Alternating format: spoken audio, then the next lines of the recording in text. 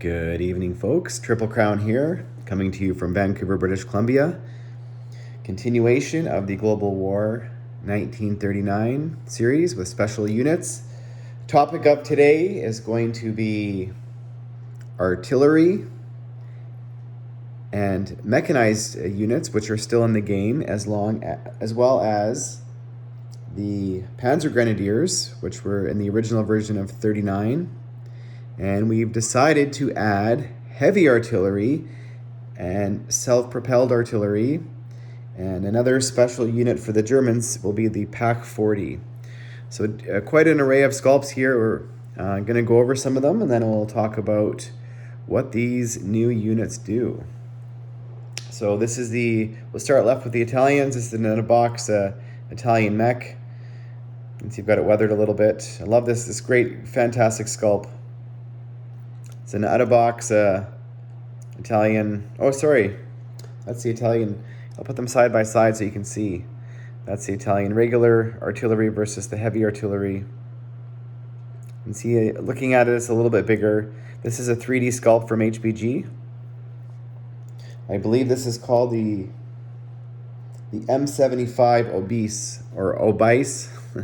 And this is the out-of-box Japanese heavy or regular artillery versus the heavy. This is available at HBG. This is the Cannon Type 89. So you can see it's got a little bit of a longer barrel on it and a little bit bigger. And there's a couple mechs that are Japanese. Obviously, this one has tracks. Now, Cyrud made a point in a long time ago in one of his videos that self-propelled artillery versus a mech, you identify it because it either has a cannon or it doesn't. This is I think it's the Type 4 self-propelled artillery for the Japanese. That's in the battle pieces section of HBG. That's where that's available. Now, this is kind of interesting. This is the out-of-box sculpt. I'm just showing you. These are actually the 10.5 centimeter heavier or regular artillery for the Germans, but you can see this is the HBG one on my left, but they look quite a bit different. So this one's obviously smaller. I actually kind of like both of them, but for the heavy artillery, I use the 210 Morzer. So you can see that's quite a bit bigger. This is another HBG piece. I mean, this one really stands out as a heavy artillery. And then on the right is going to be the sculpt that I use for the Panzer Grenadier. It's an open track vehicle versus a Mauler. I think they are very, very similar units, but I just wanted them to distinctly look different. I think these can produce 2 per turn. That's just a regular mech. And the SP Hummel. I've had this sculpt for a while. I've always liked it. Self-propelled artillery. It's a little bit weathered there with and this is the Pak 80. I don't have a Pak 40. Doug is actually currently making it. I believe it's almost ready. But this is actually, an 88 anti-aircraft gun. We're not going to talk about anti-aircraft guns. This is just a sculpt that HBG sells, because sometimes the 88s were used. So you can use a Pak 40 or this 88 that's obviously facing vertical towards the ground. Kind of a cool looking sculpt. And this is I believe an anniversary out-of-box artillery for the Russians. And this is the out-of-box Europe. So kind of different. This looks similar to the German unit, the one I'm kind of moving a little bit. And this is I believe this was the nickname for this one. The heavy artillery was called the Stalin Sledgehammer. So you can see this is fairly large-looking heavy artillery. And what was another name for it? I'm just looking it up here. The 203 millimeter. So I think this is one of the biggest ones that was used in Second World War, and you can see that the sculpt is actually quite big. It looks like it has tracks on it. So fairly cool looking. Another iconic Russian unit. This is the stock piece, but this one here I'm going to be holding in my left hand is the Katyusha rocket launcher. I've always thought this was a cool looking sculpt. I wanted to get it into the game, so kind of happy to be doing that finally. I've house ruled it a bunch, which I'm sure in a lot of variants or attack there is this, rocket launcher or self-propelled artillery. Now this is the out-of-box sculpt that a lot of us are familiar for, which comes for the British. You can use this as the British regular artillery or the Americans. And this is the two. These are actually both a 25-pound artillery. So the out-of-box Europe actually comes with the heavy artillery, but this is an HBG one on my left, the 25-pounder, and you can see both are a little bit different, but apparently they're the same sculpt. So because they look different, you could use one as the light, one as the heavy. But if you prefer the look of the regular out-of-box artillery, you could go with this sculpt as well. So now here is another cool piece that I think looks really cool. Weathered is the I think this is called the Sexton, and that's a Mack truck on the left. This is obviously the self-propelled artillery. I think this is for sale. It's been for sale at HBG for a while, but when you weather it, I just think it looks so cool. And for the Americans, we've shown you the out-of-box artillery, and this is a 105 millimeter heavy artillery piece. This is kind of cool. You can see that looks quite a bit bigger. And then the Americans have the Priest as their option for the self-propelled artillery, another very cool piece. You've seen this in a lot of World War II movies, and then the Mack truck. This is a Canadian. The Canadians use actually a lot of British equipment and a lot of American equipment, so for the Commonwealth countries, for Canada, you can use both, but for Far East Command, you can use a lot of the British sculpts. This is a Russian piece, artillery, that I use for the Communist Chinese. Kind of cool looking.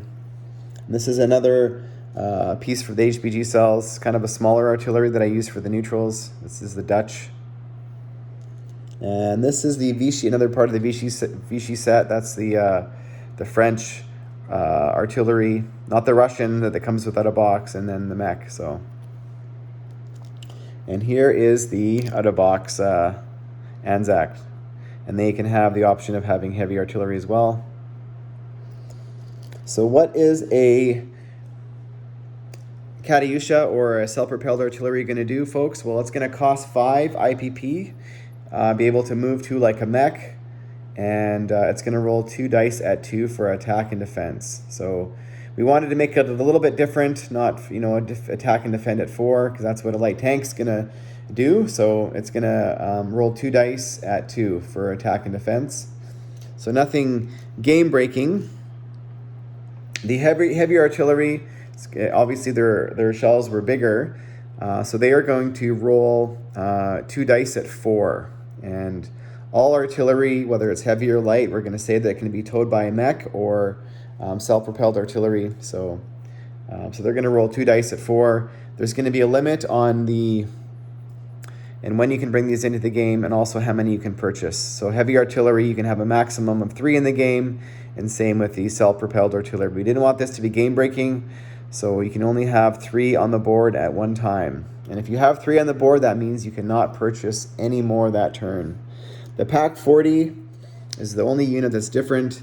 It's going to cost, I think, 5 IPC. It's not going to be able to attack, but it's going to defend at 5 against ground units only. So it's opposite of a AAA. So it's only going to defend against ground units. So that is the summary of the artillery and self-propelled artillery. So just a few more options for you, a few more sculpts.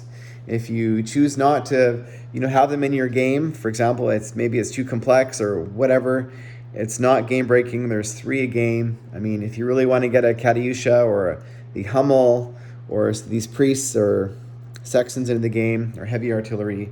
Oh, one more ability for the heavy artillery. If it rolls a 1, it's going to be able to target select and destroy a fortification. So it's the only one, negates the use of a fortification. So if you roll a 1, basically it's like your heavy artillery destroyed it and negates the use, which could be game breaking if you're defending your capital. Not game breaking, I mean catastrophic if you're depending on that fortification to defend your unit. So it will basically be destroyed kind of as like a first strike. We're still working on that a little bit, but I think that's the concept we're going with. So So yeah, last video, we're going to sum it up here. We're going to talk about last video was pride. Today we're going to talk about mental toughness. Because when obviously you're pushing through difficult moments and things that are challenging in your life, how do you do that? Well, you have to have that, to be mental tough. You have to have that mindset that you are not going to quit. And I'm not just talking, when things are going well or whatever. I'm talking about when you are mentally tired, when you're physically tired, when you're hungry, when you're cold. Well, how do you do that? How do you do that when you're experiencing all those things at an extreme level?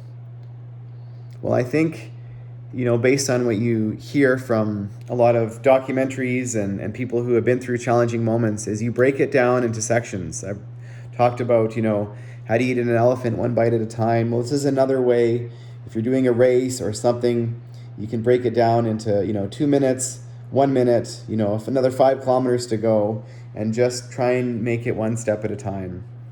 In the movie American Sniper, one of my favorite parts when the Navy SEALs were doing their training, and the quit rate or the failure rate when people are going through this training is fairly high.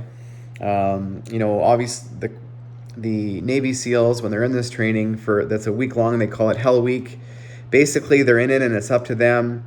When they cannot hack it anymore, they ring the bell and they quit. So in this scene of American Sniper, Chris Kyle, the main actor, is going through all these different training exercises, and they are harsh. You can see that he's cold. He's being yelled at by the drill instructor. And there's one particular scene where he's in the water and he's shivering. He looks like he's hypothermic. And one of the drill instructors says to him, "How you feeling, old man?" And trying to encourage him to quit. And Chris Kyle responds, "Dangerous. I'm feeling dangerous." Now, when you looked at him, his teeth were shattering. He could barely even speak. But in his mind, he was telling himself that he was still dangerous. And that's what the drill instructor wanted to hear. And he didn't just say it because, he was trying to impress the drill instructor, but that was the response. That's the difference between making it through those tough moments or going and ringing the bell. I can tell you that I did a bike race this summer, a Fondo bike race, and it was 122 kilometers, one of the toughest, I believe, the toughest Fondo race they say in the world. And that's basically because it's all uphill from Vancouver to Whistler. And it was one of the windiest races they've ever had. And I was having a tough day. In the last 20 kilometers, I was dehydrated. I needed food. And it was windy, and I was just struggling, and I barely made it. But my goal was the last 400 meters to out of saddle full sprint across the finish line, and I used a lot of that. Don't quit. I'm feeling dangerous. That self-talk, whatever it's going to take to keep you motivated to go push a little bit further, and a little bit further, and you have to have that survivor mentality. That no matter what happens, you're going to tough it out. Those little aches and the pains in the moment, you have to block that out, and you just have to keep going and keep going. And that takes a heart of a lion. But often it's not the fittest person who wins. It's not the strongest person. It's not the smartest person. It's the person who's got that heart of a lion. So there you go, folks. That sums it up. And stay tuned for more videos.